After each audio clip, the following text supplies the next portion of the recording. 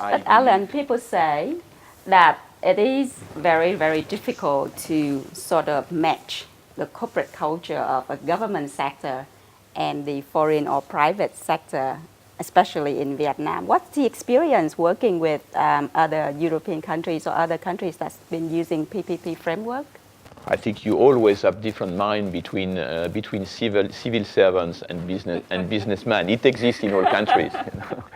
Now, I think there is differences, of course, and this is why if you put together the appropriate frame, everybody knows what is his own responsibility, and there is nobody say I am in charge or whatever. It is clear, and this is why you need. It's not easy. You need to have a proper legal frame. Transparency is a big issue here in Transparency is a big issue. I think this is the second item I wanted to mention. You need really to be fully transparent in this process. Which is not the case yet. Even I believe it's improving. It takes some time. We may need maybe. We all know it takes some time, but how long? 3 years, 5 years? Maybe more. Maybe more.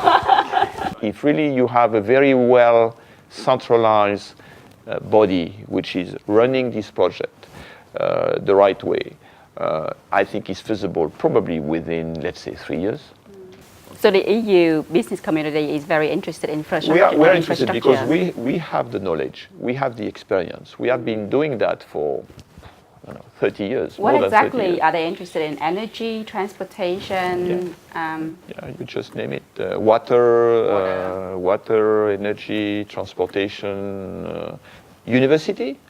University. You know? So would you say that the investors out there are ready for infrastructure projects? They're just waiting for Vietnam? Yes.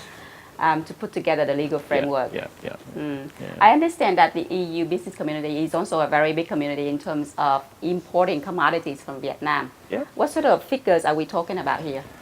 We are talking about pretty large figures. I think for 2010, we are talking about more than $10 billion. More than $10 billion. Yeah. Does that put the EU up the top of the... Number two. I think number one for 2010 is the US market. Yeah. With about 12 something. And what sort of commodities do you source from Vietnam? Footwear. Footwear. Textile. Wooden furniture. Fisheries. That's the top four. Would you say that those are the EU's investment into Vietnam just to re-export? No. It's first of all, it's Vietnamese companies, Vietnamese investment. Companies. Of course, you have a few of European investors investment or joint ventures, but of course you also have Korean investment or Taiwanese investment in Vietnam exporting to Europe. So it's globally, I think it's very much Vietnamese. But why is the EU business community sourcing these commodities from Vietnam? Is it purely in the perspective of pricing? First is pricing.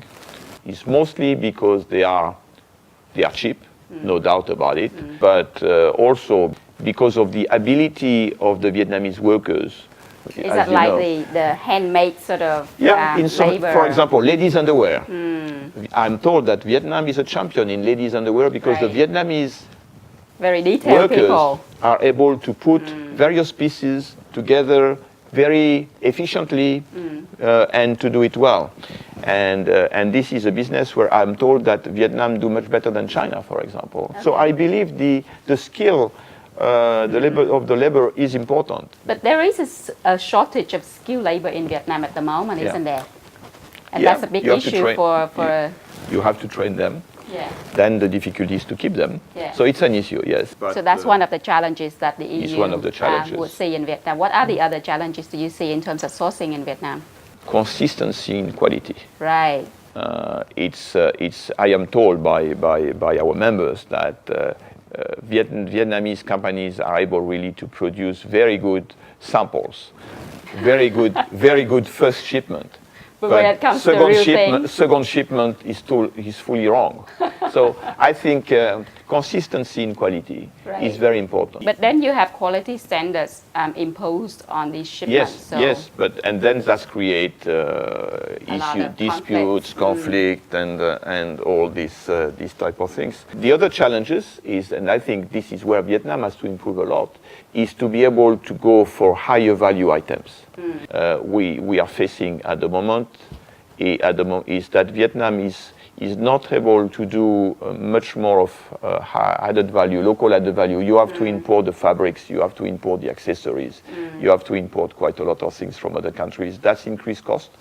And as soon as Vietnam can build up a supply chain locally, it will help to reduce the delay, and it will make Vietnam much more competitive. I think competitiveness now is becoming an issue for Vietnam, and it's a big challenge. In terms of manufacturing and exporting, Yeah. the EU probably would source from other countries as well in the region, in Asia. Which are the countries that they I source think from? China. China. China, Like the China, workshop China. of the world. Yeah.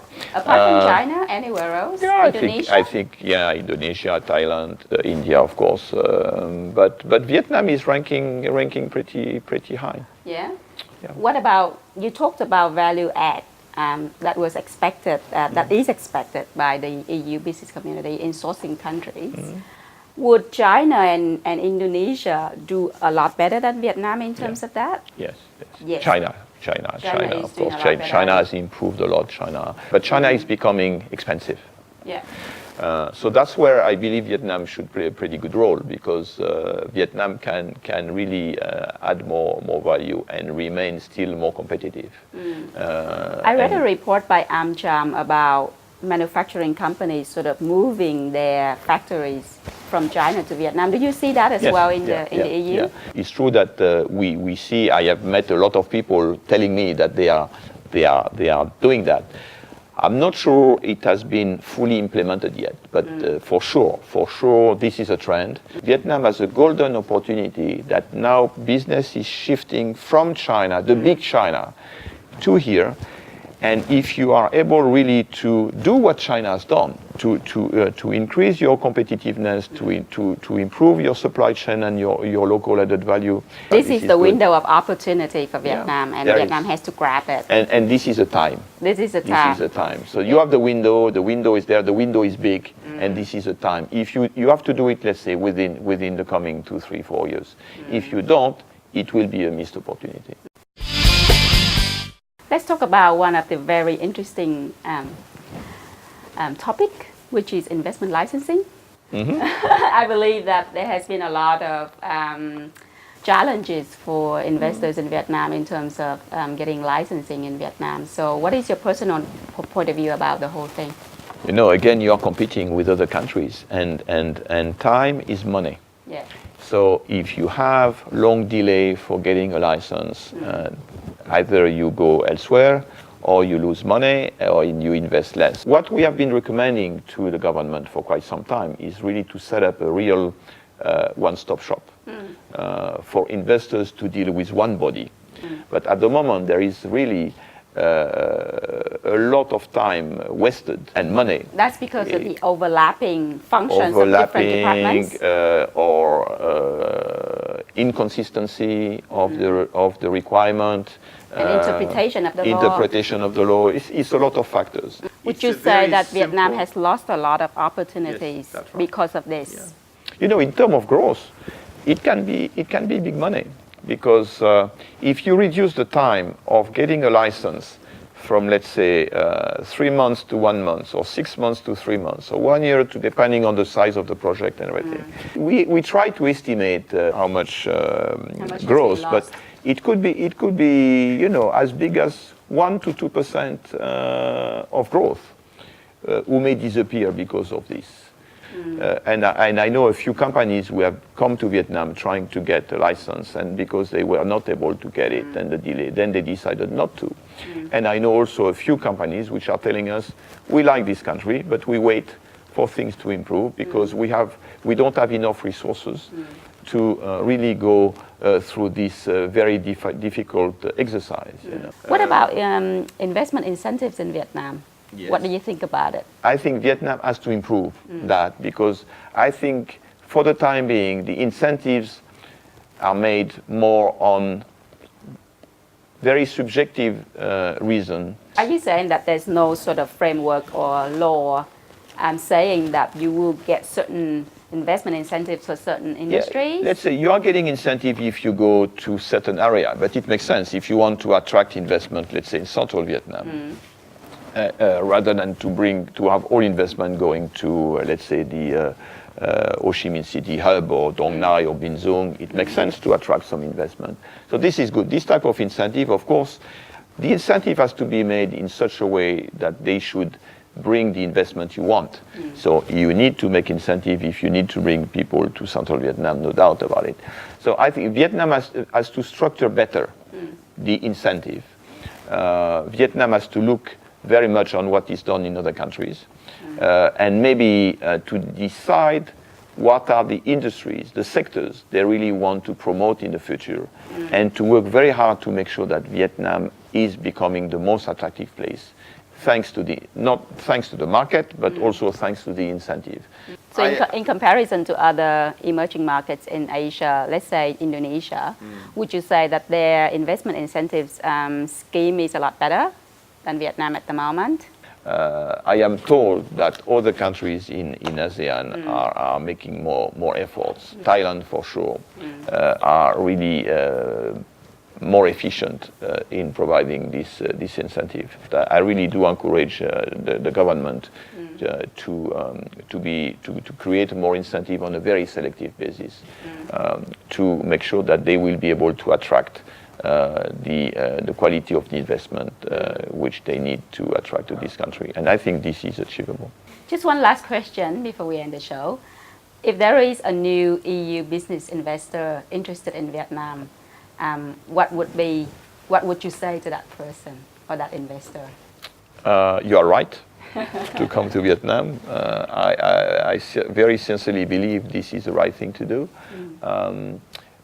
Get the right advisor to do the things right, but definitely I will encourage him to come to this country to deal with the right people. But I'm encouraging everybody I can to come to this country. No doubt about it.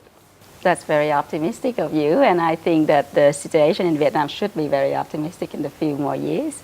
Thank you very much for being on the show with us today and providing such great insights into the dynamic interaction between the EU and Vietnam. And thank you very much for inviting me. It has been a pleasure, and see you again. Thank you.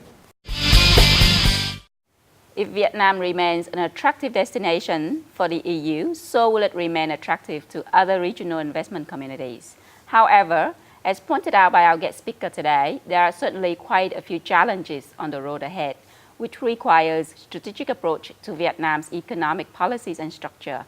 Like any other emerging markets, the transition period of this market calls for comprehensive and ongoing market research, a long-term vision, an understanding of its opportunities and challenges, and most importantly, perseverance.